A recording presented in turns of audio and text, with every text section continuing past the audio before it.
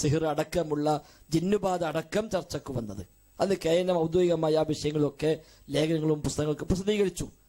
അങ്ങനെ 2007 ആയപ്പോഴേക്ക് അബ്ദുൽ ഹമീദ് ഫൈസി അമ്പലക്കടവടക്കം ആവശ്യത്തിൽ ഇടപെടുകയും അവർ അതിനിടയിൽ നിന്ന് ചില സ്വാർത്ഥമായ നേട്ടങ്ങൾ നേടാൻ ശ്രമിക്കുകയും ചെയ്തപ്പോൾ അതിന് വിശദീകരിച്ചുകൊണ്ട് മറുപടിയും സഖിയ സുലാഹിയും അബ്ദുൽ ജബ്ബാർ മൗലവിയും ഒക്കെ എഴുതുകയും ചെയ്തു. അപ്പൊ അന്ന് മടവൂർ വിഭാഗം അതും എടുത്തു ധരിച്ചുകൊണ്ട് അവർ മോശമായി പ്രതികരിച്ചു. 2012 വരെ KNMന്റെ വേദിയിൽ നിന്നുകൊണ്ട് അത് ന്യായീകരിച്ചു. ശരി, ഇത് ഈ എഴുതിയ ശരി എന്ന് പഠിപ്പിക്കുകയും അവസാനം ജമിയത്തുൽ ഉലമയുടെ പേരിലാണ് ലാസ്റ്റ് ബുക്ക് ഇറങ്ങിയത്. ജിന്നി പിശാച് റുഖിയ ശർഇയ്യ എന്ന പേരിൽ KJUവിന്റെ പേരിലാണ് ഒരു പുസ്തകം 2011 പ്രസിദ്ധീകരിക്കുന്നത്. അതിൽ കൃത്യമായ ജിന്നുബാധയുണ്ട് എന്നും അതിന് വ്യത്യസ്തമായ വശങ്ങളും അവിടെ ചെയ്യേണ്ട രീതികളും ഒക്കെ കൃത്യമായി പഠിപ്പിച്ചു. എന്നാൽ അതിനുശേഷം 2012 ആ ബുക്ക് എഴുതിയ ആളുകൾ തന്നെ അതിൽ നിന്ന് മാറുകയും പുതിയ നയം സ്വീകരിക്കുകയും ചെയ്തപ്പോൾ നമ്മളൊക്കെ പറഞ്ഞ കൂട്ടത് ശരിയല്ലല്ലോ, ഈ പറഞ്ഞ ബുക്കിലൊക്കെ പറഞ്ഞ പ്രമാണത്തോട് യോജിക്കുന്ന എന്തെല്ലാം ഉണ്ടോ അതാണ് ശരി എന്ന് പറഞ്ഞപ്പോൾ അന്ന് മടവൂർ വിഭാഗം KNMനെ പറ്റി എന്ത് പറഞ്ഞോ അത് തിരിച്ചു പോലും ഇങ്ങണ്ട് നമ്മളെ പറ്റി പറയാൻ തുടങ്ങി. നിങ്ങൾ ജിന്നിന്റെ ആൾക്കാരാണ്, നിങ്ങൾ സിഹിറിന്റെ ആൾക്കാരാണ്, നിങ്ങൾ അന്ധവിശ്വാസത്തിന്റെ ആൾക്കാരാണ് എന്ന് അവർ ഒന്നിച്ചുകൂടി ഇങ്ങോട്ട് പറയാൻ തുടങ്ങി. അപ്പൊ ഞങ്ങൾ പറഞ്ഞു, ഇത് നിങ്ങൾ മടവൂർ പക്ഷത്തിന്റെ ആശയപ്പത് മടവൂർ വിഭാഗം 2002 മുതൽ 2012 വരെ എന്തു പറഞ്ഞോ അതല്ലേ നിങ്ങളിപ്പോ പറയണത്. അപ്പോഴാണ് മടവൂർ വിഭാഗത്തിച്ച ആളുകൾക്ക് മെല്ലെ മെല്ലെ KNMക്ക് പോകാൻ തുടങ്ങിയത്. അത് യഥാർത്ഥത്തിൽ നാടകമായിരുന്നു. അത് നാസർ സുലമി വന്നു, അബ്ദുൽ സത്താർ കൂളിമാട് വന്നു, അത് അബൂബക്കർ നസാഫ് വന്നു. ഇങ്ങനെ പല ആളുകളും ഇങ്ങനെ KNMക്ക് മാറി പറഞ്ഞു. കാരണം എന്താണ്, ഇപ്പൊ എളുപ്പമുണ്ട്. ഇത്രയും കാലം മടവൂർ എന്ത് പറഞ്ഞോ അത് ഓരും പറയാൻ തുടങ്ങി. അപ്പൊ അന്ന് നമ്മളൊക്കെ ഇത് നവമടവൂരിസമാണ്, ഇത് മടവൂർ ആശയത്തിലേക്കുള്ള പോക്കാണ് എന്ന് പറഞ്ഞത് ഇപ്പൊ യാഥാർത്ഥ്യമായി. 2016 ഡിസംബറോടുകൂടി ഔദ്യോഗികമായി തന്നെ അവർ ഐക്യപ്പെട്ടു. അതല്ലാതെ അതിനപ്പുറത്ത് ജിന്നുമായി ബന്ധപ്പെട്ട പ്രമാണവിരുദ്ധമായതോ KNM ഇത്രയും കാലം പറഞ്ഞതിനെതിരായതോ എന്തെങ്കിലും ഒന്ന് നമ്മൾ ആരും എവിടെയും പറഞ്ഞിട്ടില്ല. മാത്രമല്ല ഈ പുസ്തകം ഇത് ഞാൻ നേരത്തെ പറഞ്ഞ എൻ്റെ ബുക്ക് തന്നെയാണ്. 2013 മാർച്ചിലാണ് ഇതിന്റെ ഫസ്റ്റ് എഡിഷൻ.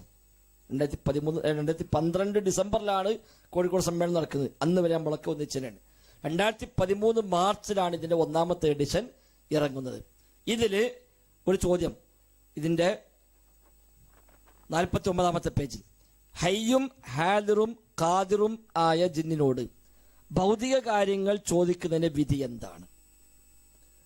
മറുപടി, ഒരിക്കലും പാടില്ല. കണ്ടോ, ഒരിക്കലും പാടില്ല. അത് ഷിർക്കിലേക്കുള്ള മാർഗവും അതിനാൽ തന്നെ അത് ഹറാമുമാകുന്നു. എന്നിട്ട് എന്തുകൊണ്ട് ഹറാമാകും? അതിന് 3 കാരണങ്ങൾ പറയുന്നു. ഒന്ന്, നബിയുടെയോ സ്വഹാബത്തിന്റെയോ മാതൃക അതിനില്ല. 2, അതിൽ ഇസ്തിംതാഉണ്ട്.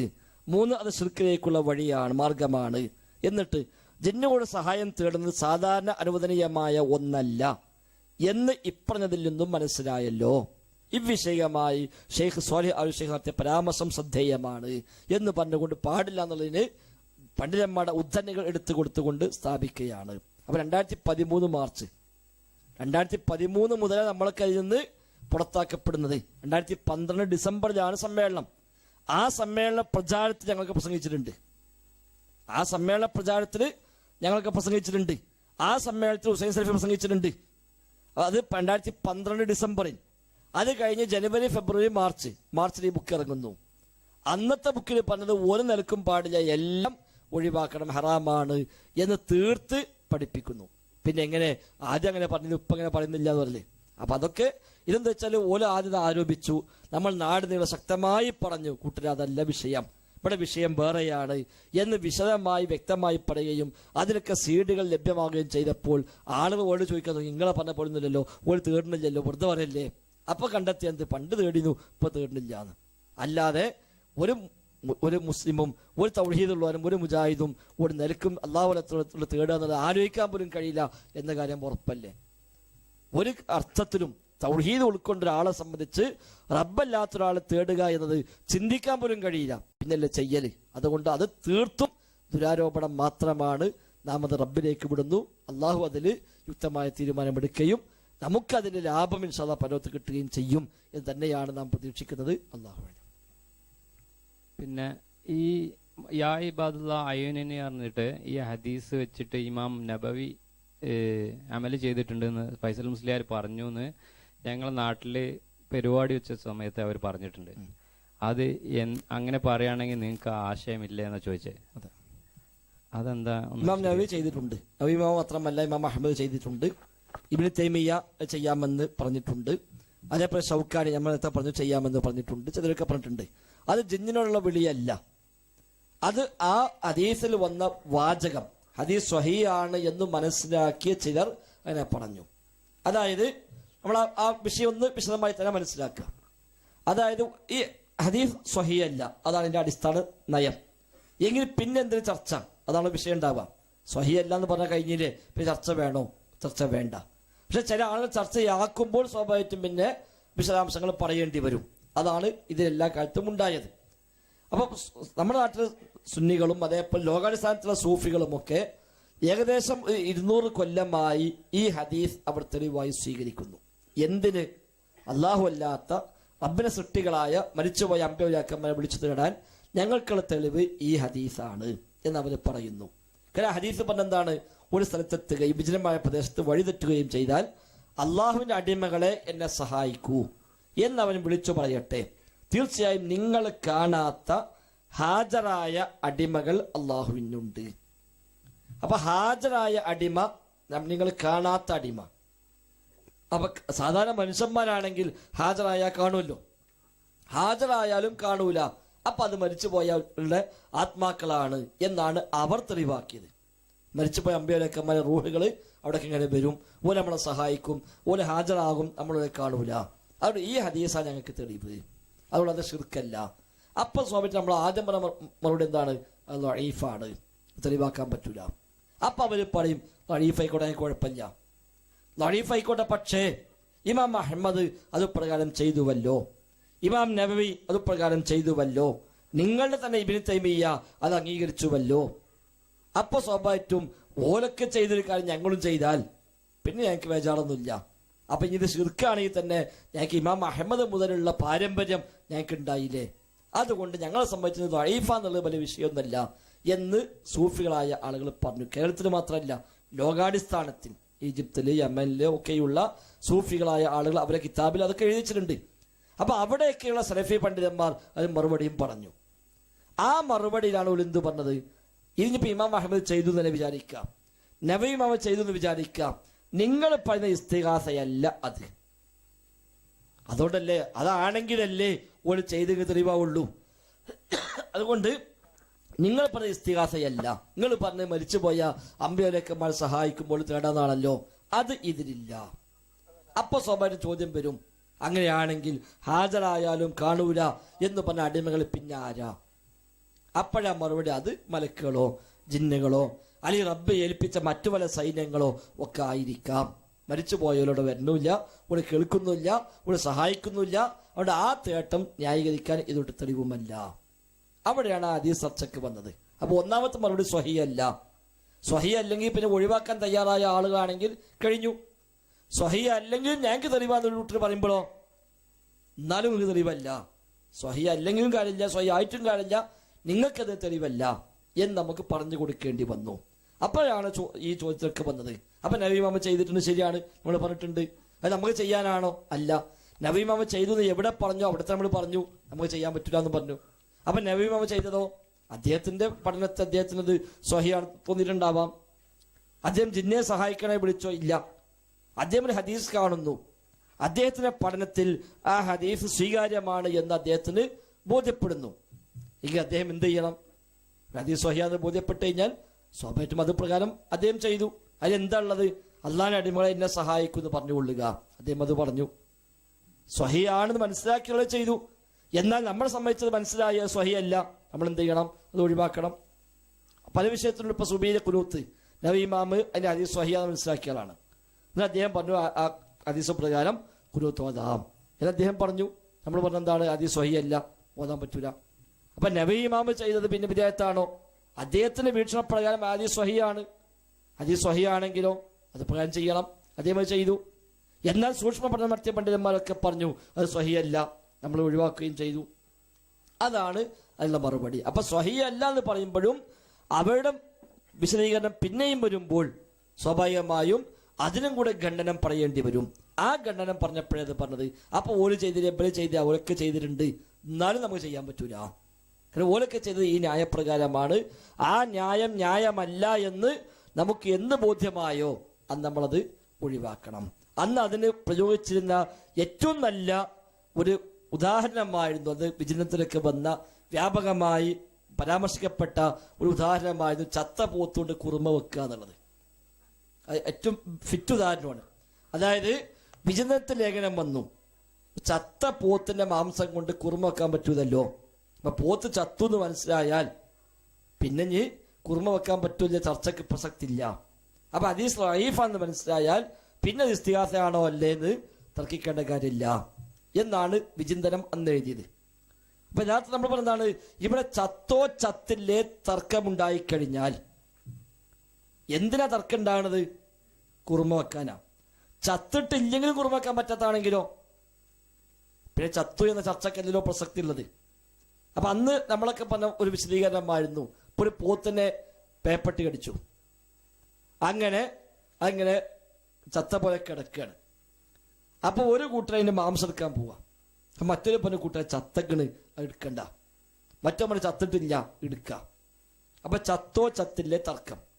അപ്പൊ മൂന്നാമത് എടുത്തമെന്ന് പറഞ്ഞ് ചത്തിട്ടുണ്ട്, ഇനി ചത്തിട്ടില്ല വിചാരിക്കാം, എന്നാലും ആ ഇറച്ചി തിന്നാൻ പറ്റൂല. ജീവൻ ഉണ്ടെങ്കിലും ആ ഇറച്ചി പറ്റൂല. കാരണം എന്താണ്? അത് പേപ്പട്ടി അടിച്ചിട്ട് പേപ്പളിക്ക് കിടക്കുകയാണ്. അതുകൊണ്ട് ചത്തിട്ടില്ലെങ്കിലും കാര്യമൊന്നുമില്ല. അതാണ് ഈ വിഷയം. സ്വഹീയാണോ സ്വഹീയല്ലേ എന്ന തർക്കത്തിന് പ്രസക്തി ഇല്ല. കാരണം സ്വഹീയാണെന്ന് സ്ഥാപിക്കണം എന്തിനാ? അമ്പ്യവിലക്കന്മാർ തേടാൻ. അപ്പൊ സ്വഹീ ആയാലും ശരി അമ്പ്യവിലക്കന്മാർ തേടാൻ ഇത് തെളിവല്ല. അപ്പൊ ഇനി സ്വഹീയാണോ അല്ലേ?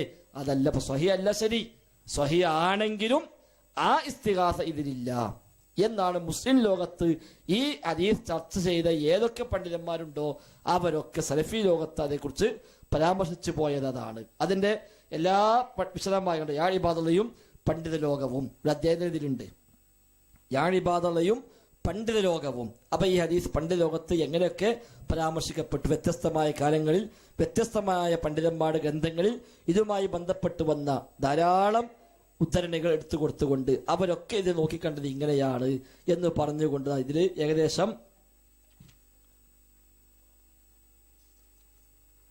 12 ആളുകൾ കഴിഞ്ഞ കാലങ്ങളിൽ മുസ്ലിം ലോകത്ത്, കേരളത്തിലല്ല പുറത്ത് ജീവിച്ച ആളുകളിൽ പ്രധാനികളായ 12 പേരുടെ ഗ്രന്ഥങ്ങളിൽ ഇതുമായി ബന്ധപ്പെട്ട് സൂഫികൾക്ക് മറുപടി പറഞ്ഞപ്പോൾ അവർ എടുത്തു കൊടുത്തതൊക്കെ അങ്ങനെ ഇതിലെടുത്ത് പറയുന്നു. കണ്ടോ, 1-2 ഉദാഹരണം ഞാൻ വായിക്കാം.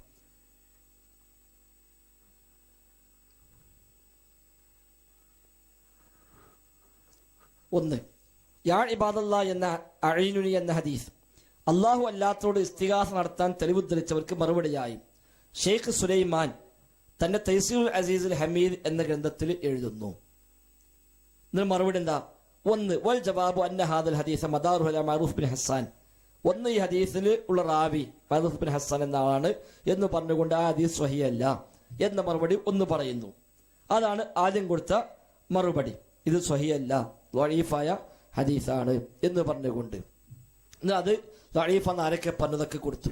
എന്നിട്ട് അവസാനം പറയാ വഅലാ തഖ്ദീരി സുബൂതിഹി, ഇത് സ്ഥിരപ്പെട്ടതാണ് എന്ന് സങ്കല്പിച്ചാൽ പോലും, സ്ഥിരപ്പെട്ടതാണ് എന്ന് സങ്കല്പിച്ചാൽ പോലും ഫഫീഹി നിദാഉൻ ലിൽ അഹ്യാഇ വതലബും മിൻഹും മാ യഖ്ദിറൂന അലൈഹി, ജീവിച്ചിരിപ്പുള്ള സഹായിക്കാൻ പറ്റാവുന്നവരോട് സഹായം ചോദിക്കലേ അതിലുള്ളൂ. വഹാദാ മിമ്മാ ലാ നിസാഅ ഫി ജവാസിഹി, ആ വിഷയത്തിൽ തർക്കമില്ലല്ലോ, അതുകൊണ്ട് ആ പറഞ്ഞ ഇസ്തിഗാസത്തിന് വരുന്നില്ല എന്ന് അദ്ദേഹം അവിടെ സ്ഥാപിക്കുന്നു. അതേപോലെ രണ്ടാമത് ഖുബൂരി പണ്ഡിതനായ ദഹ്ലാന് മറുപടി പറയവേ ഇന്ത്യക്കാരനായ മുഹമ്മദ് ബഷീർ ഷഹ്സുവാനി തന്റെ സിയാത്തുൽ ഇൻസാനിൽ ഇക്കാര്യം വിശദീകരിക്കുന്നു, ആ ഭാഗം കൊടുക്കുന്നു. മൂന്നാമത് മുഹമ്മദ് അബ്ദുൽ വഹാബ് മുതൽ തന്റെ കാലം വരെ വ്യത്യസ്ത വിഷയങ്ങളിൽ സലഫി പണ്ഡിതന്മാർ നൽകിയ മറുപടികളും അവർ രേഖപ്പെടുത്തിയ അഭിപ്രായങ്ങളും ക്രോഡീകരിച്ചുകൊണ്ട് ഷെയ്ഖ് അബ്ദുറഹ്മാൻ അൻ നജദി എഴുതിയ ഗ്രന്ഥത്തിൽ യാ ഇബാദല്ലാ എന്ന ഹദീസിനെ പറ്റി അദ്ദേഹം രേഖപ്പെടുത്തുന്നത് കാണുക എന്ന് പറഞ്ഞുകൊണ്ട് ഇതേ മറുപടി അവർ നൽകുന്നു. ഒന്ന് സ്വഹീഹ് എന്ന് പറഞ്ഞു, രണ്ട് ഇൻ സ്വഹൽ ഹദീസ്, ഇത് സ്വഹീഹ് ആണെങ്കിൽ തന്നെ ഫലാ ദലീല ഫീഹി, അതിൽ തെളിവില്ല, അലാ ദുആഇൽ മയ്യിത്തി വൽ ഗായിബി, മരിച്ചവരെയോ അതേപോലെ സ്ഥലത്തില്ലാത്തവരെയോ വിളിച്ച് പ്രാർത്ഥിക്കാൻ ഈ ഹദീസ് തെളിവല്ല എന്ന് പറഞ്ഞുകൊണ്ട് അതവർ സ്ഥാപിക്കുന്നു. 4.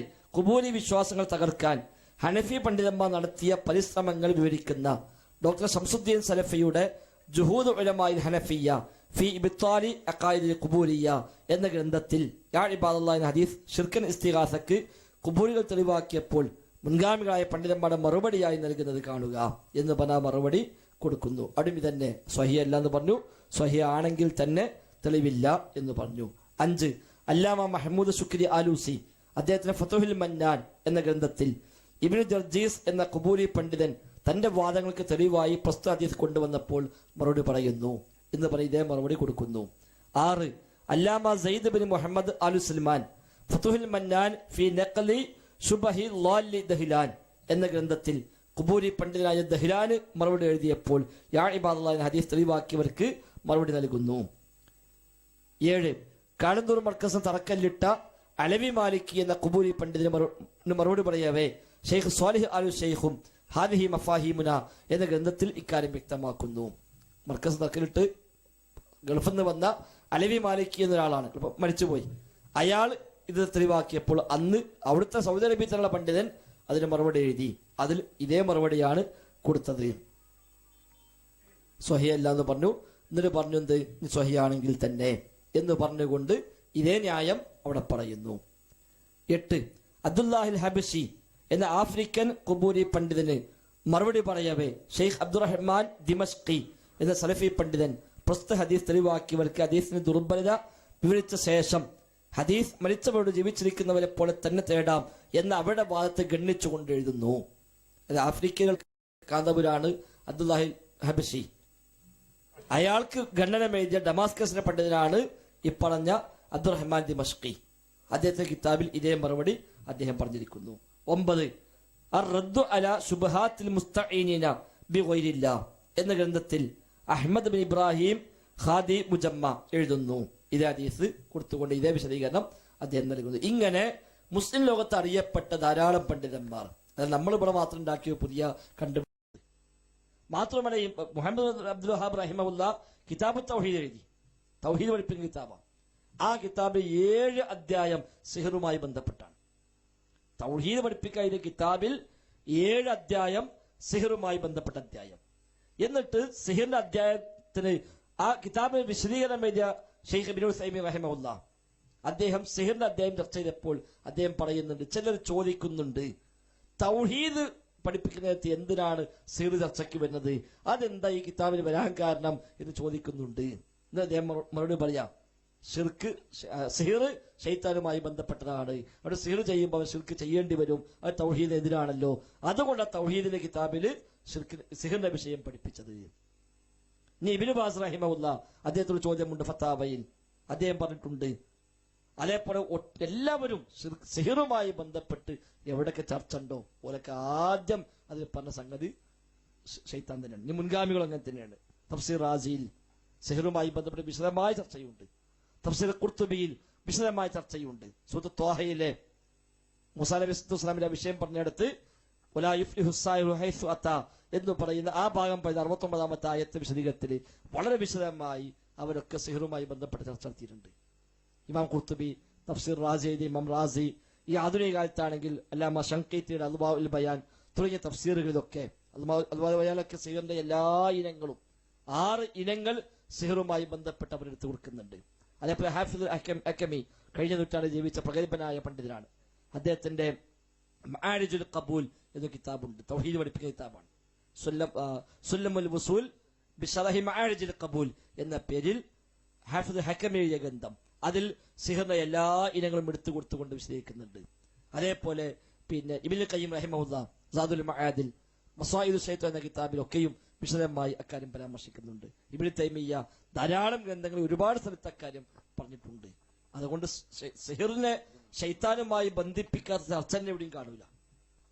മാത്രമല്ല സിഹറിൽ ഒരാളെ മുടി ചീർപ്പ് അതൊക്കെ എടുത്തിട്ട് സിഹർ ചെയ്യുമ്പോൾ എങ്ങനെ ശിർക്ക് വരുന്നു, എങ്ങനെ ശിർക്ക് വരിക, എങ്ങനെ അതിന് ഫലം ഉണ്ടാവുക, ഈ യഥാർത്ഥത്തിൽ ഈ മുടിൻ ചീർപ്പ് ഉപയോഗിക്കുന്നത് ശൈത്താനെ പ്രീതിപ്പെടുത്താൻ വേണ്ടി ശൈത്താൻ പറഞ്ഞു കൊടുക്കുന്ന ചില വഴികൾ മാത്രം. ശൈത്താൻ ഉദ്ദേശിക്കുകയാണ്, ശൈത്താന്റെ ഏജന്റാണ് സാഹിർ. സിഹർ ചെയ്യുന്ന ആള് ശൈത്താന്റെ ഏജന്റാ. ഓൻ കാലങ്ങളോളം ശൈത്താനെ പൂജിച്ച് ശൈത്താന്റെ ആളായി മാറിയിട്ടാണ് ഓനെ ഏജൻസിയായിട്ട് ശൈത്താൻ അംഗീകരിക്കുക. അപ്പോഴേ ഒരു അംഗീകൃത ഏജൻസി ആവുള്ളൂ. മറ്റ് വ്യാജ ഏജൻസി വേറെ ഉണ്ടാവും. ശൈത്താനും പറ്റിക്കണോനെ, അത് പിന്നെ വളർന്നു അതിലുള്ള വ്യാജന്മാര്. അതിനൊന്നും പോലെ ഓനെ പോലെ തൽക്കാലം എന്തെങ്കിലും കുത്തി കുറിച്ച് 10-5 വാങ്ങിപ്പോകുക എന്നുള്ള ശൈത്താനെ പറ്റിക്കുന്ന ടീം ഉണ്ടാവും. അത് വേറെ. ശരിയായ സാഹിർ ശൈത്താന്റെ അംഗീകൃത ഏജന്റാണ്. അപ്പൊ ഒരു ഏജൻസിക്ക് അംഗീകാരം കൊടുക്കുമ്പോൾ ആർക്കും കുറെ ബൈലറ്റ് നിയമമൊക്കെ ഉണ്ടാവുമല്ലോ. എന്നാ പോലെ ശൈത്താൻ ഓനെ കൊണ്ട് ശിർക്കും ഖുറാഫാത്തും കുഫറും ബിദഅത്തും ഹറാമുകളും എല്ലാം ചെയ്യിച്ച് അവനെ എന്റെ ഏജന്റായി സ്വീകരിക്കാന്ന് ബോധ്യപ്പെടുമ്പോഴാ ഓനെ ഏജൻസി അനുഭവിച്ചു കൊടുക്കുക. ഓനാ സാഹിർ. ഓൻ സിഹർ ചെയ്യുമ്പോൾ എന്തുപയോഗിക്കണം, എങ്ങനെ ഉപയോഗിക്കണം, ശൈത്താനെ പഠിപ്പിക്കാതെ യുഅല്ലിമുന്നാസ സിഹ്റുണ്ട്. പിശാചുക്കൾ ജനങ്ങളെ സിഹർ പഠിപ്പിക്കുന്നു. സിഹറിന്റെ ഒന്നാമത്തെ ഉസ്താദ് ശൈത്താനാണ്. എന്നിട്ട് ആ ആയത്തിൽ അവസാനം ഉണ്ടല്ലോ, വലഖദ് അലിമു ലമൻ ഇസ്തറാഹു മാ ലഹു ഫിൽ ആഖിറതി മിൻ ഖലാഖ്. ഇത് വിലക്ക് വാങ്ങുന്നവന് പരലോകത്ത് ഒരു വിഹിതവുമില്ല എന്നാണ്. അവിടെ അള്ളാഹ് ഉപയോഗിച്ച വാക്ക് ഇസ്തറാഹൂന, കച്ചവടം ചെയ്യാന്ന, വിലക്ക് വാങ്ങാൻ. അവിടെ ഈ ആയത്തിന് വ്യാഖ്യാനങ്ങൾ ചർച്ച കാണാം. എന്തിനാ അവിടെ ഇസ്തറാഹു എന്നുള്ള വാക്ക് ഉപയോഗിച്ച്? വിലക്ക് വാങ്ങാൻ. അപ്പോൾ ഒരു വസ്തു വാങ്ങി പൈസ കൊടുക്കുന്ന ഇസ്തറ എന്ന് പറയാം. ഇവിടെ എന്താ വാങ്ങുന്നത്, എന്താ വിൽക്കുന്നത്? അതിന് കൊടുത്ത വിശദീകരണം എന്താ അറിയോ? ഓന്റെ തൗഹീദ് കൊണ്ട് വിൽക്കുന്നു, പകരം ശിർക്ക് വാങ്ങിട്ട് വാങ്ങുന്നു. സിഹ്ർ ചെയ്യുന്ന ഒരാള് തന്റെ തൗഹീദിനെ വിൽക്കുന്നു, അതിന് പകരം ശിർക്കിനെ വിലയായി പകരമായി വാങ്ങുന്നു. അതുകൊണ്ട് അള്ളാഹുവിടെ ഇസ്തറാഹു എന്ന വാക്ക് ഉപയോഗിച്ചത്. അവിടെ കൊടുക്കൽ വാങ്ങലുണ്ട്.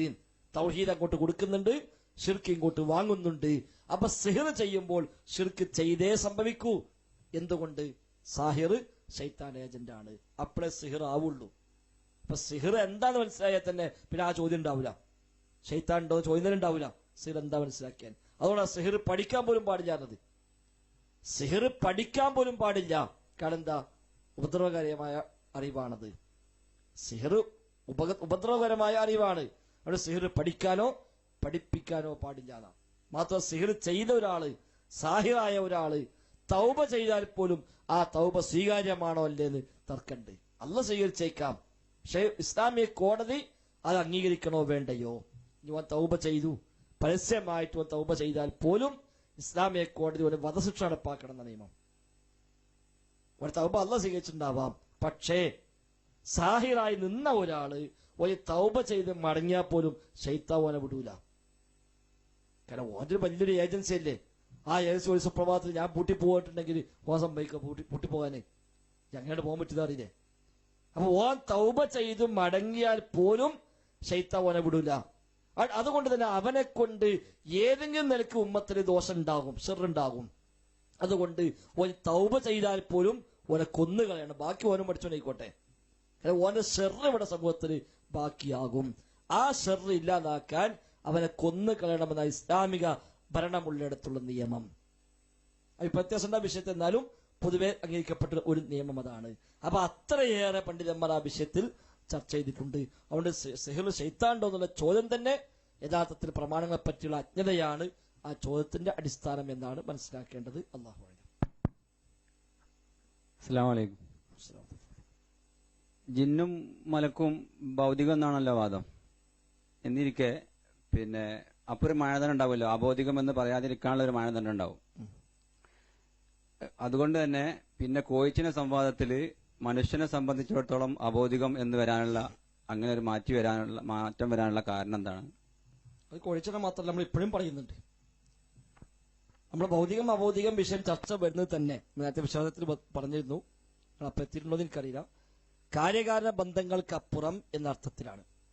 അല്ല നമ്മളെ കണ്ണിൽ കാണോ നമ്മളെ കാതുകൊണ്ട് കേൾക്കോ എന്നതല്ല അവിടുത്തെ അടിസ്ഥാനം. കാര്യകാരണ ബന്ധങ്ങൾക്ക് അതീതമായ കഴിവുണ്ടോ ഇല്ലേ, അതാണ് അടിസ്ഥാനം. അതില്ല. ആ കഴിവ് അള്ളാഹുവിന് മാത്രമേ ഉള്ളൂ. സൃഷ്ടികളിൽ ആർക്കും ആ കഴിവില്ല.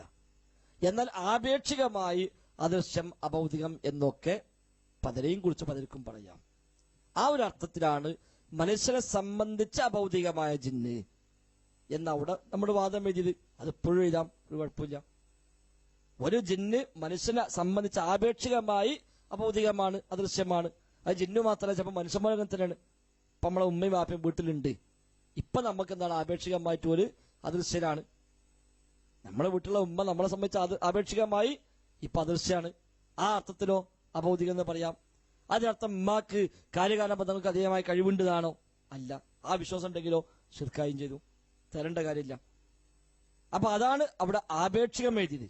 അത് എല്ലാ സ്ഥലത്തും വിശദീകരിച്ചിട്ടുണ്ട്. അത് ഇനിയും സംവാദം ഉണ്ടെങ്കിൽ ഇനിയും അതന്നെ എഴുതും ചെയ്യാം. അതിൽ നമുക്ക് വിരോധമൊന്നുമില്ല.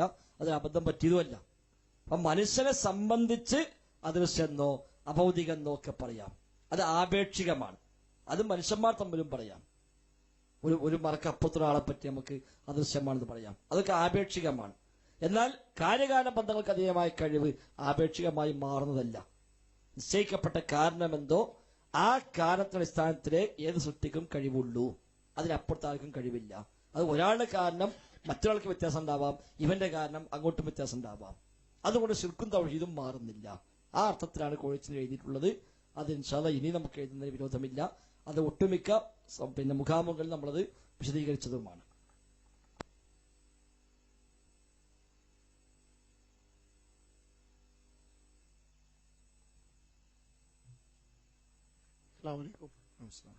ഇത് പിന്നെ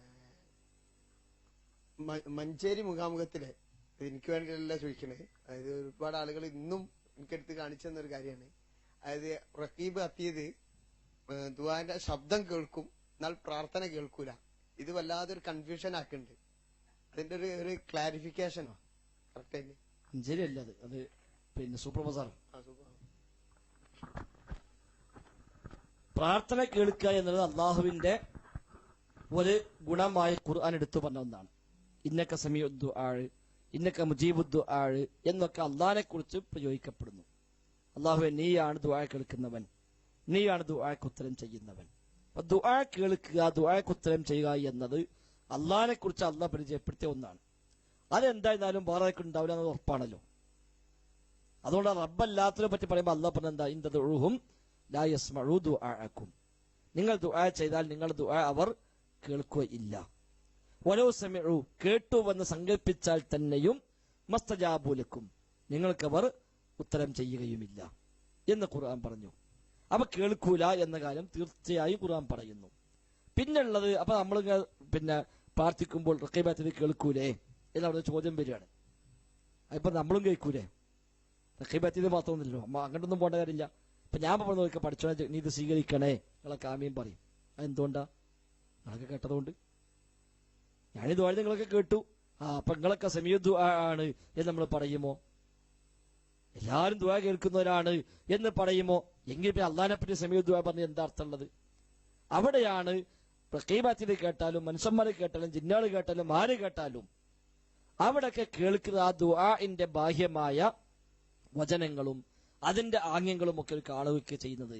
അതിനപ്പുറത്ത് പ്രാർത്ഥന കേൾക്കുക എന്ന് പറഞ്ഞാൽ അതല്ല ഉദ്ദേശം. പ്രാർത്ഥനയുടെ വചനങ്ങൾ അതാരും കേൾക്കാം, കാതുള്ള ആർക്കും കേൾക്കാം.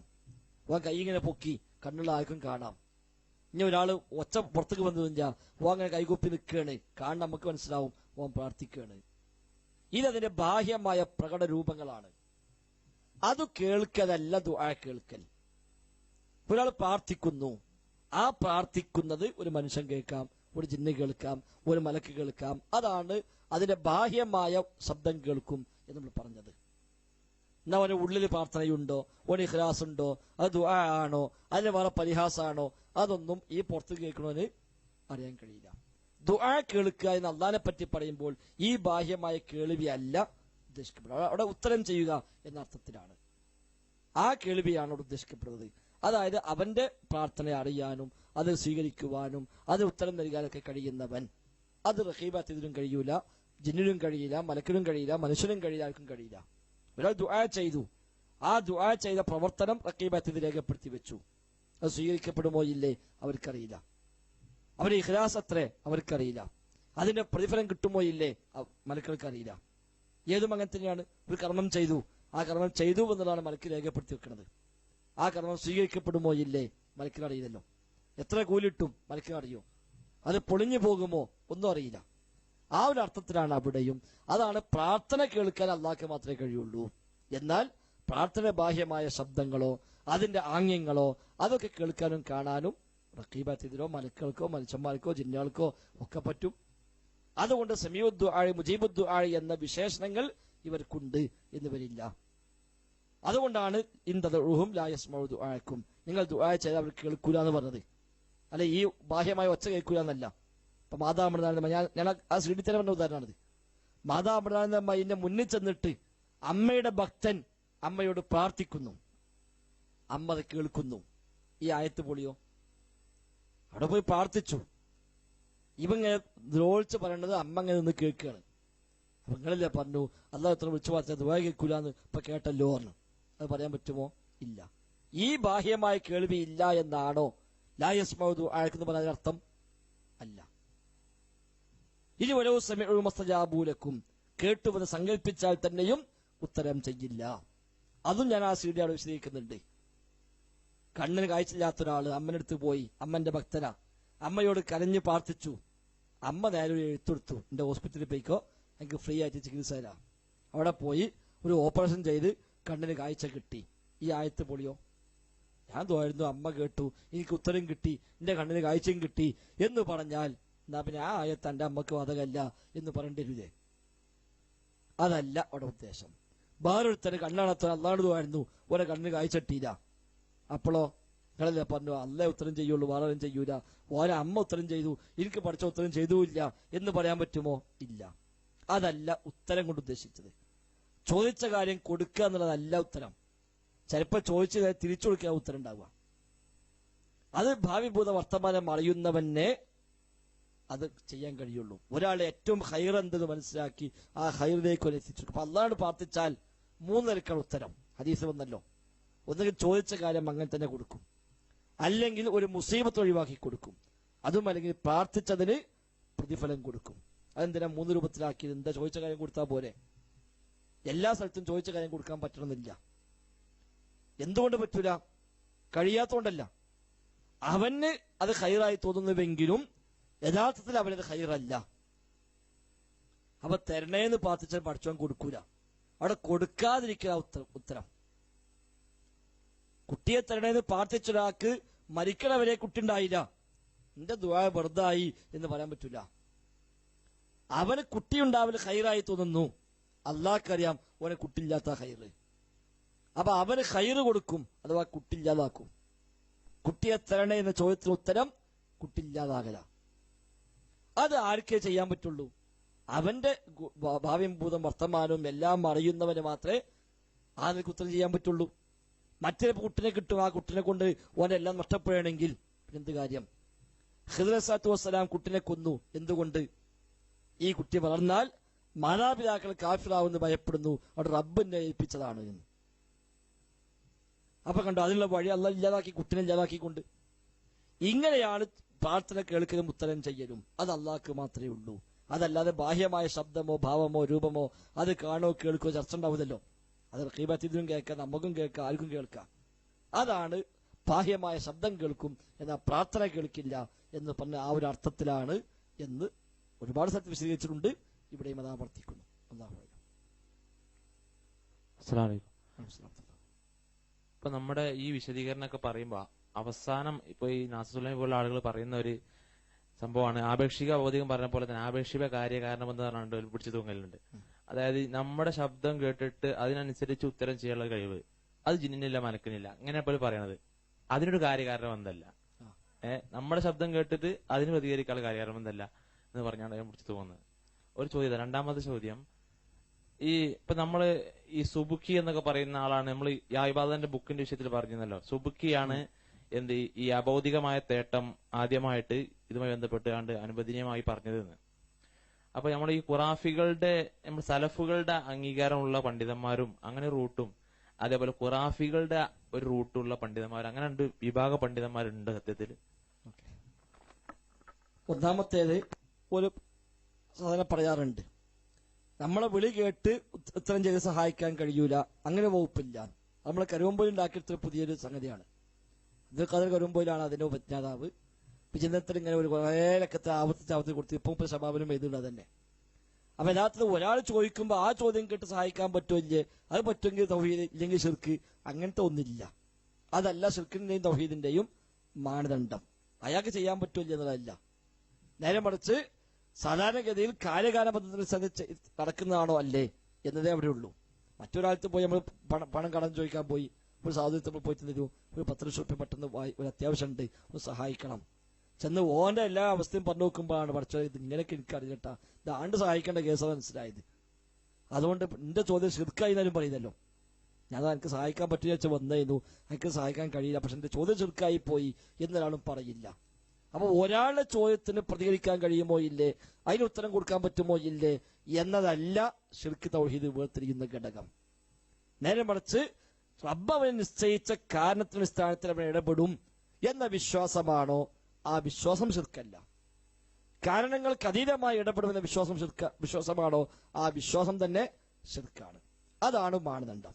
അല്ലാതെ പിന്നെ ചോദ്യം കേട്ട് ഉത്തരം ചെയ്ത് സഹായിക്കുക എന്ന ഒരു പുതിയ തലം കണ്ടെത്തിയിട്ട് അതിങ്ങനെ തിരിച്ചു മറിച്ചിട്ടിട്ടാണ് ഇപ്പൊ അത് ന്യായീകരിക്കാൻ വേണ്ടി ശ്രമിക്കുന്നത്. അതുകൊണ്ട് ആ ഒരു ന്യായം തന്നെ അതിൽ അടിസ്ഥാനമല്ല.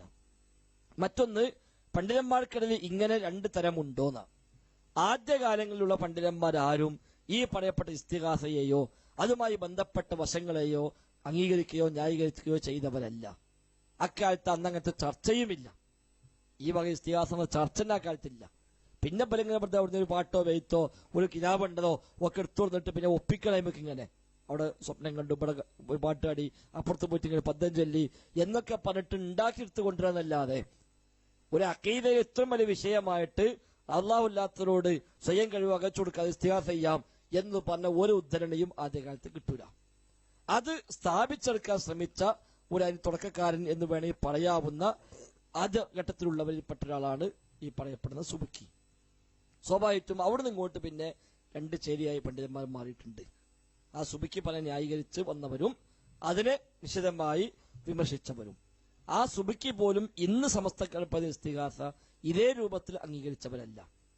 അദ്ദേഹം പറഞ്ഞെന്ന് വെച്ചാല് നബിയെ കാക്കണമെന്ന് ഒരാൾ പറഞ്ഞാലും നബി കാക്കും എന്ന അർത്ഥത്തിലല്ല. അത് നബിന്റെ അക്കൗണ്ട് പഠിച്ചോൻ കാക്കുന്നേ ഉള്ളൂ. സാധാരണക്കാരൻ ചിലപ്പോൾ അങ്ങനത്തെ ഒരു വാക്കൊക്കെ ഉപയോഗിക്കും, ആ വാക്ക് കൂടണ്ട എന്നാണ് അദ്ദേഹം പോലും പറഞ്ഞത്. പിന്നെയാണ് കുറച്ചുകൂടി പുറത്ത് വന്നിട്ട് അല്ല നബി തന്നെ കേൾക്കും, നബി തന്നെ കാക്കും എന്ന് ഇപ്പൊ വിശ്വസിക്കുന്നിടത്തേക്ക് എത്തിയത്. അപ്പൊ അവിടുന്ന് ഇങ്ങോട്ട് ആ 2 ടൈപ്പ് നമുക്ക് കാണാൻ പറ്റും. സുബിക്ക് ശേഷം അവിടുന്ന് ഇങ്ങോട്ടുള്ള കാലങ്ങളിൽ ഈ വക ഇസ്തിഗാസയും മറ്റൊരു ന്യായീകരിക്കുകയും അതിന് തെളിവുണ്ടാക്കുകയും ചെയ്ത പലരും ആ ഘട്ടത്തിലോ തൊട്ടടുത്ത കാലഘട്ടത്തിലൊക്കെ ഉണ്ടായിട്ടുണ്ട്. എന്നാൽ അതിനു മുമ്പുള്ള അഹ്ലുസുന്നയുടെ ആധികാരികരായ പണ്ഡിതന്മാരിൽ ഹദീസ് പണ്ഡിതന്മാരോ അതേപോലെ ഖുർആൻ വ്യാഖ്യാതാക്കളോ കർമ്മശാസ്ത്ര പണ്ഡിതന്മാരോ മദ്ഹബി പണ്ഡിതന്മാരോ അവരൊന്നും ആദ്യത്തെ ഒരു 400, 500, 600 കൊല്ലം വരെയുള്ള കാലഘട്ടങ്ങളിൽ ആ നിലക്കുള്ള ഒരു ടീമിനെ നമുക്ക് കാണാൻ സാധിക്കുന്നില്ല. നമ്മൾ അവസാനിപ്പിക്കേ, വിശ്വാസ് കേട്ടില്ല. നമ്മള് അത്യാവശ്യം വല്ലതും ഉണ്ടെങ്കിൽ ചോദിച്ചോളി, പിന്നെ സമയം കിട്ടില്ല. കണ്ട പിന്നെ ചോദ്യം റിക്വസ്റ്റ് ആണ്. നമ്മളെ ഈ ജമീഅത്തുൽ ഉലമയിൽ അവതരിപ്പിച്ച ആ പ്രബന്ധം ഒന്ന് കിട്ടാനുണ്ടോ? അതേപോലെ തന്നെ പഴയ അനസ് മുസ്ലിയാരിയും അതുപോലെ തന്നെ അനീഫ് കാക്കോടിന്റെ ഒക്കെ ജബ്ബാർ മൗലവിനെ ബാക്കിൽ ഇരുത്തിയിട്ടുള്ള പ്രസംഗമൊക്കെ ഉണ്ടായിരുന്നല്ലോ, അതൊന്നും ഇപ്പം ഇങ്ങനെ ആവശ്യ സമയങ്ങളിൽ കിട്ടുന്നില്ല. ഉണ്ട്, ഇഷ്ടംപോലെ കിട്ടും. അനസ് മൗലവിന്റെ ആ പ്രസംഗം യൂട്യൂബിലുണ്ട്. അൽ ഇസ്തിഖാമ എന്നാണ് അതിന്റെ ഹെഡിങ്. 2011 ആലപ്പുഴയിൽ വെച്ച് നടന്നത്. ഇസ്തിഖാമ എന്നാണ് ആ പ്രോഗ്രാമിന്റെ പേര്. അപ്പൊ ഇസ്തിഖാമ നടിച്ചാൽ തന്നെ യൂട്യൂബിൽ ആ സാധനം കിട്ടും.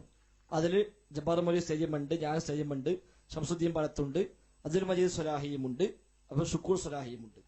ആ സ്റ്റേജിൽ വെച്ചിട്ടാണ് അനസ് മൗലവി ആ പ്രഖ്യാപനം നടത്തിയത്. ഇത് പൊക്കി പിടിച്ചോളെ ക്ലിപ്പും വ്യാപകമായിട്ട് നമ്മളൊക്കെ എല്ലാ ഇതിലും പ്രചരിപ്പിച്ചിരുന്നു. ഇപ്പോഴത് കിട്ടും. ആ പ്രബന്ധവും ഉണ്ട്. അതും എനിക്ക് തോന്നുമ്പോൾ മഷൂർ സലൈൻ്റെ കോപ്പി ഉണ്ടാവും. കാദർ ബായിനടുത്ത് കോപ്പി ഉണ്ട് കുണ്ടോട്ടിയിൽ. മഷൂർ സലൈന്റെ കയ്യിലും അതിന് കോപ്പി ഉണ്ട്. അഞ്ഞ് വേണമെങ്കിൽ നമുക്ക് കോപ്പി എടുത്ത് കൊടുക്കുകയും ചെയ്യാം. അതിനൊന്നും പ്രശ്നമില്ല, അവൈലബിൾ ആണ്. നമ്മളടുത്തൊക്കെ സാധനങ്ങളുണ്ട്. അതിന് കോപ്പി വേണമെങ്കിൽ കിട്ടാനും വഴിയുണ്ട്. നമ്മൾ കുണ്ടോട്ടിയിലെ മഷൂർ സലാഹിയെ ബന്ധപ്പെട്ട ഇൻഷാല്ലാ നിങ്ങൾക്ക് അതിന്റെ കോപ്പി കിട്ടും. നമ്മൾ വ്യാപകമായിട്ട് അങ്ങനെ എല്ലായിടത്തും കൊടുത്തിട്ടില്ലെങ്കിലും ആവശ്യക്കാർക്ക് എല്ലാം അതിന് കോപ്പി കൊടുത്തിട്ടുണ്ട്. മാലിക് സലഫിനെ ബന്ധപ്പെട്ട മൂപ്പത്തിന് കോപ്പി ഉണ്ട്. അങ്ങനെയൊക്കെയുള്ള ഈ വിഷയം കൈകാര്യം ചെയ്യുന്ന ആളുകളെ കൈവശമൊക്കെ അതിന് കോപ്പി ലഭ്യമാണ്. ശരി, പിന്നെ നമ്മുടെ ഒരാള് നമ്മുടെ കുടുംബത്തിലോ അല്ലെങ്കിൽ മറ്റോ, അതായത് ഏൽസ് കെട്ടിയതായിട്ട് നമുക്ക് ബോധ്യപ്പെട്ട് അല്ലെങ്കിൽ നമ്മളിപ്പോൾ ഇന്ന് കാണുന്നുണ്ട്, നാളെ നമ്മളെ മരിക്കുന്നതിന് മുന്നേ അദ്ദേഹം മരിക്കുകയാണെങ്കിൽ നമ്മുടെ കുടുംബത്തിലാവട്ടെ ഞാരാവട്ടെ അദ്ദേഹത്തിന് മയ്യത്ത് നിസ്കരിക്കാൻ നമുക്ക് പറ്റുമോ? മയ്യത്ത് നിസ്കരിക്കാൻ പറ്റും. നമുക്ക് വ്യക്തിപരമായിട്ട് വേണമെങ്കിൽ മാറി നിൽക്കാം, അതേ ഉള്ളൂ. നമുക്ക് വേണമെങ്കിൽ നിസ്കരിക്കില്ല എന്ന് തീരുമാനിക്കാം. പക്ഷെ അയാൾക്ക് ഇവിടെ നിസ്കരിക്കാൻ പാടില്ല എന്ന് പറയാൻ നമുക്ക് വകുപ്പില്ല. ഹുദൈഫ റളിയല്ലാഹു അൻഹു ആണ് അയാൾ കണ്ടപ്പോൾ, നീ ഇത് വെച്ച് മരിക്കുകയാണെങ്കിൽ ഞാൻ നിനക്ക് വേണ്ടി നിസ്കരിക്കില്ല എന്ന് അദ്ദേഹം പറഞ്ഞു. മാ സ്വല്ലൈതു അലൈക, എനിക്ക് വേണ്ടി ഞാൻ നിസ്കരിക്കില്ല എന്നാണ് അദ്ദേഹം പറഞ്ഞത്. അപ്പൊ നമുക്ക് വേണമെങ്കിൽ വ്യക്തിപരമായിട്ട് തീരുമാനമെടുത്ത് നിസ്കരിക്കാതെ മാറി നിൽക്കാം.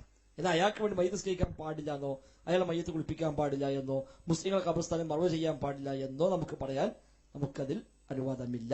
നമുക്ക് സ്വന്തം വിഷയത്തിൽ വേണമെങ്കിൽ നിസ്കരിക്കാതെ മാറി നിൽക്കാൻ സ്വാതന്ത്ര്യം അതിലുണ്ട് എന്നാണ് അതിലുള്ള പൊതുവായ ഒരു നയം.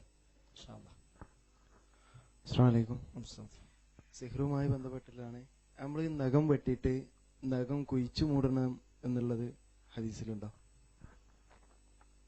ഹദീസിൽ വന്നൊരു പ്രയോഗമല്ല. എന്നാൽ അതുമായി ബന്ധപ്പെട്ട് ചില പണ്ഡിതന്മാരുടെ ചർച്ചകളിലൊക്കെ സാധാരണഗതിയിൽ സിഹറിന് വേണ്ടി ഉപയോഗിക്കാറുള്ളത് മനുഷ്യരുമായി നേർക്ക് നേരെ ബന്ധപ്പെടുന്ന ശേഷിപ്പുകളെ സാഹിറുമാർ സാധാരണ ഉപയോഗിക്കാറുണ്ട്. അതിൽപ്പെട്ട മുടി, നഖം, അതേപോലെ സാധാരണ ഉപയോഗിക്കുന്ന ചീർപ്പ്, ഒരാളുടെ ശരീരവുമായി ഏറ്റവും അധികം ബന്ധിച്ചു നിൽക്കുന്ന വസ്തുക്കളെ സാഹിറുമാർ ഉപയോഗിക്കും സിഹറിന് വേണ്ടി. ആ നിലക്കാണ് ഈ ഇതൊക്കെ കുഴിച്ചുവിടണമെന്ന് ചില റിപ്പോർട്ടിലുണ്ട്. പക്ഷെ സ്വഹീഹ് അല്ല എന്നാണ് ഞാൻ മനസ്സിലാക്കുന്നത്. ബൈഹഖി ഉദ്ധരിച്ച റിപ്പോർട്ടിൽ അങ്ങനെ വന്നിട്ടുണ്ട്. അതാ മുമ്പ് ശബാബിലൊക്കെ എടുത്തു കൊടുത്തിരുന്നു. അത് സാഹിറുമാർ ഉപയോഗിക്കാൻ സാധ്യതയുണ്ട് എന്നിട്ട്. സ്വഹീഹുൽ മുസ്ലിം അങ്ങനെ ഉണ്ടെന്ന് നമ്മൾ പണ്ട് വായിച്ചത് എന്റെ ഓർമ്മയിലില്ല. എന്നാലും അതിന് കാരണം പറഞ്ഞത് ഇതാണ്. ആ റിപ്പോർട്ട് ചർച്ച ചെയ്തപ്പോ അതിന് കാരണമായി പറഞ്ഞപ്പോഴാണ് ഈ കാരണം പറഞ്ഞത്. പണ്ഡിതന്മാർ വ്യാഖ്യാനങ്ങളിലാണ് ഈ കാരണം പറഞ്ഞത്. സാഹിറുമാർ അത് ഉപയോഗപ്പെടുത്താം എന്ന് പറഞ്ഞത്. കാരണം സിഹറിന്റെ വശങ്ങളിൽപ്പെട്ട ഒരു വശത്തിൽ അവർ ഉപയോഗിക്കുന്ന വസ്തുക്കൾ പറയുമ്പോൾ ആർക്കെതിരെ സിഹർ ചെയ്യാൻ ഉദ്ദേശിക്കുന്നുവോ അയാളുടെ ശരീരവുമായി ഏറ്റവും അധികം ബന്ധിച്ചു നിൽക്കുന്ന ഘടകങ്ങൾ എന്താണോ ആ ഘടകങ്ങളാണ് സാധാരണ സാഹിറുമാർ ഉപയോഗിക്കാറുള്ളത്. അതിൽ തന്നെ ഏറ്റവും പ്രധാനമാണ് വാരുമ്പോൾ കൊഴിഞ്ഞു വീഴുന്ന മുടി, അതേപോലെ വാരാൻ ഉപയോഗിക്കുന്ന ചീർപ്പ്. ഇതൊക്കെ സാധാരണഗതിയിൽ അതിനു വേണ്ടി ഉപയോഗിക്കുന്ന വസ്തുക്കളാണ്. ആ നിലക്കാണ് ഇത് പ്രതിപാദിക്കപ്പെട്ടിട്ടുള്ളത്. അല്ലാഹു അഅലം. അസ്സലാമു അലൈക്കും. റസൂലുള്ളാഹി സ്വല്ലല്ലാഹു അലൈഹി വസല്ലമയുടെ അടുക്കൽ ഏതെങ്കിലും ഒരാളെ ജിന്ന് കയറിയിട്ട് കൊണ്ടുവന്നിട്ട് അവരെ അടിച്ച് ജിന്ന് ഇറക്കിയതായിട്ടുള്ള ഹദീസുകളുണ്ടോ? ഹുസൈൻ സലഫിന്റെ ഒരു പ്രഭാഷണത്തിൽ ഞാൻ കേട്ടിട്ടുണ്ട് റസൂലുള്ള ഒരു ജിന്നിനെ അടിച്ചിറക്കിയിട്ടൊന്നുമില്ല എന്ന്. അതുപോലെ തന്നെ ഡോക്ടർ സുബൈർ മൗലവിന്റെ ഒരു പുസ്തകത്തിൽ ഞാൻ വായിച്ചത് റസൂലുള്ള ജിന്നിനെ അടിച്ചിറക്കിയിട്ടുണ്ട് എന്നുള്ള ഹദീസാണ്. ഈർക്കിള്, ചൂരൽ അങ്ങനെ പോലുള്ള വസ്തുക്കൾ കൊണ്ട് അടിക്കാം എന്ന പുസ്തകത്തിൽ പറയുന്നുണ്ട്. എന്താണ് ഇതിന്റെ സത്യാവസ്ഥ? നബി അങ്ങനെ പ്രത്യേകമായി അടിച്ച ഒരു വിഷയം ഉദ്ധരിക്കപ്പെടുന്നില്ല, വന്നിട്ടില്ല. നബിയിലുള്ളത് ഇപ്പൊ ഒരു സ്വഹാബി വന്നുകൊണ്ട് എനിക്കിങ്ങനെ ചില വിഷമങ്ങളുണ്ട്, അദ്ദേഹത്തിന് നെഞ്ചത്ത് ഇങ്ങനെ കുട്ടിയിട്ട് അള്ളാഹു ശത്രുവിനെ പുറത്തു പോകണം എന്ന് പറഞ്ഞ സംഭവമാണ് അതിലാകെ ഉള്ളത്. അതാണ് ഇപ്പൊ നബി ചെയ്തതായിട്ട് ആകെയുള്ളത്. അത് ആ ആളുടെ നെഞ്ഞത്ത് ഇങ്ങനെ കുട്ടിയാണ് എന്നിട്ടാണ് ഉഖ്റുജിയാദുവല്ല എന്ന് പറഞ്ഞത്. അതല്ലാതെ നബി പ്രത്യേകമായി വടിയോ മറ്റോ ഉപയോഗിച്ചുകൊണ്ട് അടിച്ച സംഭവം ഉണ്ടായിട്ടില്ല. എന്നാൽ ഇതേപോലുള്ള ഇത്തരം സംഭവങ്ങൾ ഉണ്ടായിട്ടുണ്ട്. സ്ത്രീ ആ കുട്ടിയുടെ വിഷയത്തിൽ എന്ന് പറഞ്ഞപ്പോഴും അപസ്മാരം ഉണ്ടാകുന്നു, ജിന്ന് പിടികൂടുന്നു എന്ന് പറഞ്ഞപ്പോഴും നബി അതിന് പ്രതിവിധിയായി ചില പ്രാർത്ഥന നിർവഹിച്ചതും സുഖപ്പെട്ടതും ഒക്കെ കാണുന്നു എന്നല്ലാതെ അതിനപ്പുറത്ത് അങ്ങനെ വടിയോ മറ്റോ ഉപയോഗിച്ച് നബി അടിച്ചു എന്ന് പ്രത്യേകം ഇല്ല. അത് പിൽക്കാലത്തുള്ള പണ്ഡിതന്മാരുടെ ഗ്രന്ഥങ്ങളിലാണ് അത്തരം ചർച്ചകൾ വന്നത്. ഒരു ചികിത്സ എന്ന നിലയ്ക്ക് ചികിത്സക്ക് വേണ്ടി അനുവദനീയമായ ഏത് വഴിയും ഉപയോഗിക്കാമല്ലോ എന്നൊരു പൊതു തത്വത്തിന്റെ സ്ഥാനത്തിൽ ചില പണ്ഡിതന്മാരൊക്കെ പിൽക്കാലത്ത് നയങ്ങൾ പറഞ്ഞു എന്നല്ലാതെ അത് ഒരു പ്രമാണത്തിന്റെ സ്ഥാനത്ത് നമുക്ക് അങ്ങനെ അതിൽ തെളിവ് കാണുക സാധ്യമല്ല. അതുകൊണ്ട് നബി സ്വല്ലല്ലാഹു അലൈഹി വസല്ലം തങ്ങൾ ആ വിഷയത്തിൽ എന്താണോ പഠിപ്പിച്ചത് അതാണ് നമുക്കതിൽ ഏറ്റവും പിൻപറ്റാൻ ഏറ്റവും സൂക്ഷ്മതയുള്ള ഭാഗവും മറ്റു വഴിയിലേക്ക് തെറ്റിപ്പോകാതിരിക്കാൻ ഏറ്റവും ഹൈറായതും ആ വഴികൾ തന്നെയാണ് എന്നാണ് മനസ്സിലാക്കേണ്ടത്.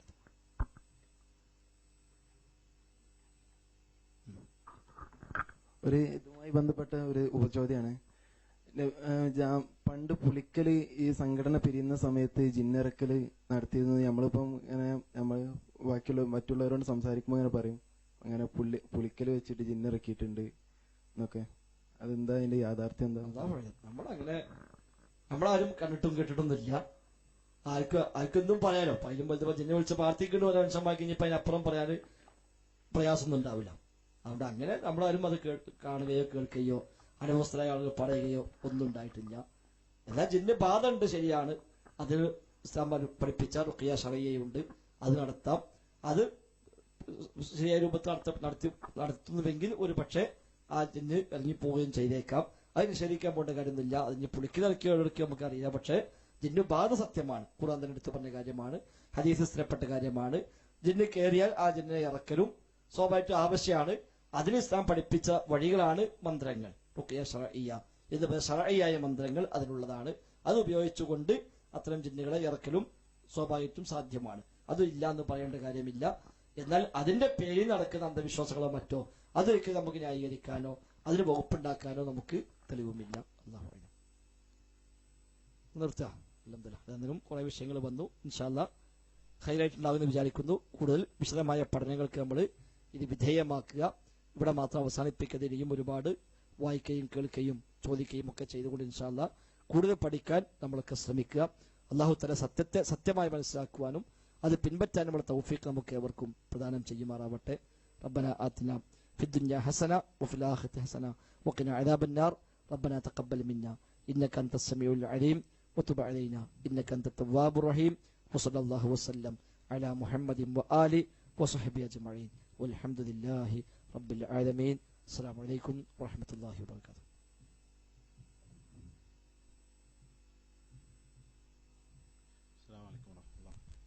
സഹോദരങ്ങളെ, ഈ പരിപാടിയുടെ അവസാന ഭാഗത്താണ് നാമുള്ളത്.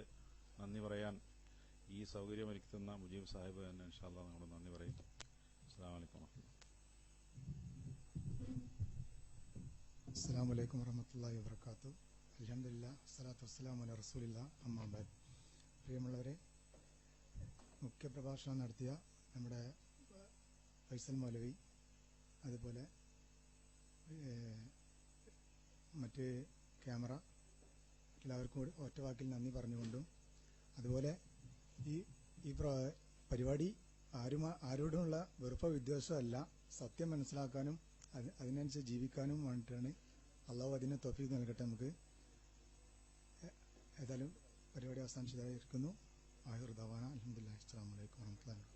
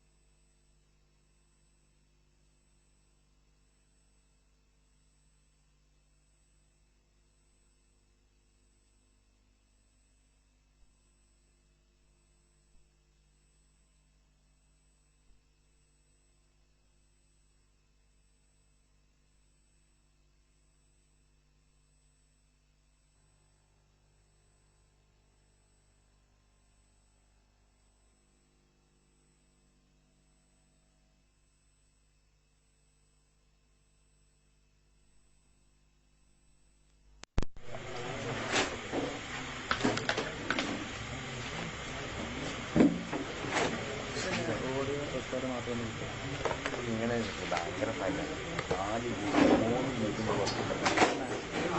കൺവേർട്ട്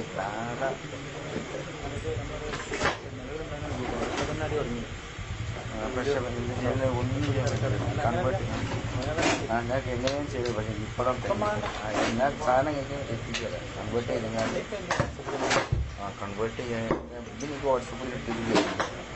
രീതി ഉണ്ടാവും. പിന്നെ അതിൽ കുറേ കട്ട് ചെയ്യാനുണ്ട്. ഇപ്പോൾ നമ്മളെ കല്ല് പോയ സമയത്ത് ഇതിലുണ്ടാവും, വീട്ടിൽ ഉണ്ടാവും കേട്ടോ. ഇത് ഉണ്ട്, ഞാൻ വേണമെങ്കിൽ പബ്ലിഷ് ചെയ്തിട്ടുണ്ട്. പക്ഷെ അതിലും കുറച്ച് കട്ടിയുണ്ട്. ക്ലിയർ ചെയ്തിട്ടാണ് ഇന്നലെ ആളുകൾ കാണുള്ളൂ.